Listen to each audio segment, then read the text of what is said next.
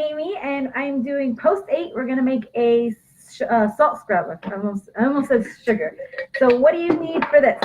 So the recipe that I'm posting calls for, I'm going to read it off, 1 cup of organic virgin coconut oil, so like the one that's solid, 1 cup pink Himalayan or Epsom salt, and 1/4 a cup of fractionated coconut oil, and then 15 drops of your favorite essential oil, and then some kind of jar.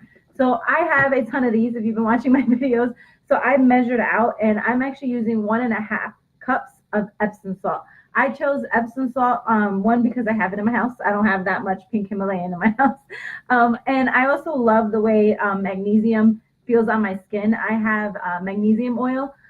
It's funny, it's not an actual oil, but it's called magnesium oil. And I have that that I use on my skin in the sauna.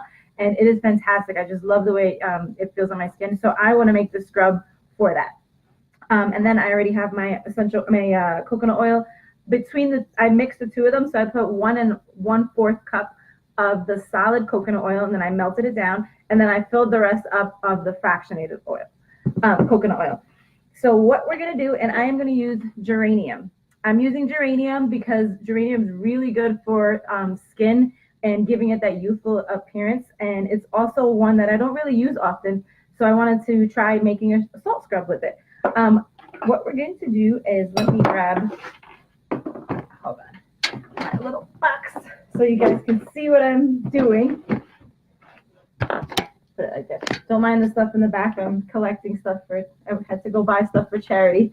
So what we're going to do is super simple. You're just going to pour this in. Of course, I did melt this down, so you guys missed that step, but that takes like no time at all. And you're just going to mix.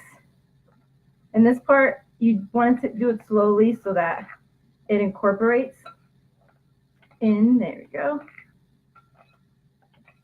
And make sure your coconut oil, and this just goes for anything in general, that whenever you're adding an essential oil to something, it's not hot. They are volatile oils, so they are affected by heat, and you don't want to put them in really, really hot things. Like the next couple of recipes I'm going to be making, I'm going to be shooting them in my kitchen because we have to use the stove. And you'll see that I actually wait until the mixture is cool before adding the essential oils because you don't want to mess them up. So this is pretty much incorporated, and it's going to look like, it's almost like slushy consistency. So like I said, you can use Epsom salt or pink Himalayan.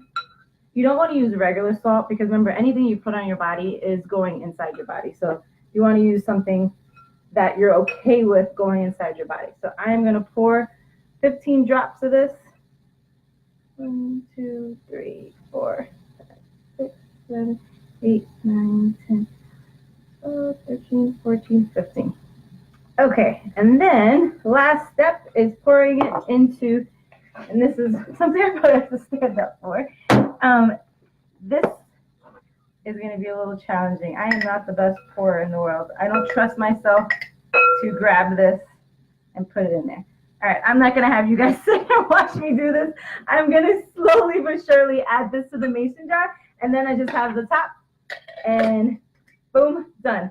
I would use this geranium, coconut oil, magnesium, pink Himalayan. They're really good for exfoliating. So this time of year, your skin gets really dry, even if you're moisturizing. This is something that you can rub on your skin everywhere. You don't just have to put it on. A good spot is like your elbows, your knees. Those parts get really dry, the bottom of your feet, and this will help really exfoliate and get rid of that dry winter skin and give you that bright skin that we're used to in the summer. So this is super simple to make. It's going to solidify a little bit, which is why it's mostly the coconut oil that solidifies. It's because it'll be easier to scoop out. So that's it. I'm going to continue pouring this in here, and if you have any questions, post below. And if I'm going to send all these out for this week in next week's newsletter. I sent out the past 7 in today's newsletter. So if you haven't checked your email, you will see all the posts with the recipes for each of the 7 recipes that I did last week, as well as the video. So that's it, and I'll see you next time. Okay, take the video.